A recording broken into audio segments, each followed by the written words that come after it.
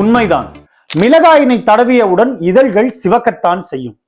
ஒருவர் மிளகாயினை தடவிய மாத்திரத்திலே மிளகாய்க்கு காரத்தன்மையினை வழங்கும் capsaicin compound அங்கு படிந்து ஒருவித சூட்டினை ஏற்படுத்திவிடும்.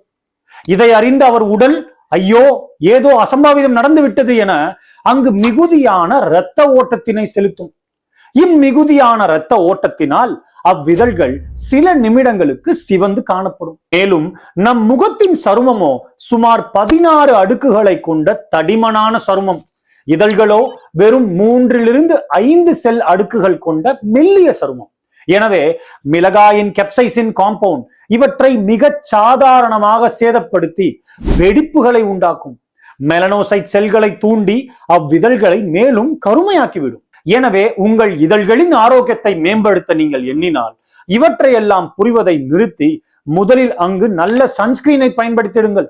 பின்பு மிதமான சதவீதத்தில் உள்ள AHA BHA சீரத்தினை 10 நாட்களுக்கு ஒரு முறை பயன்படுத்திடுங்கள். அந்த சீரத்தினை ஓரிரு நிமிடங்கள் வைத்தாலே போதுமானது. இவற்றுடன் தினசரி உடற்பயிற்சி மற்றும் ஊட்டச்சத்துக்கள் நிறைந்த உணவுகளையும் உட்கொள்ளுங்கள். புகை மட்டும் பிடித்து விடாதீர்கள். நன்றி.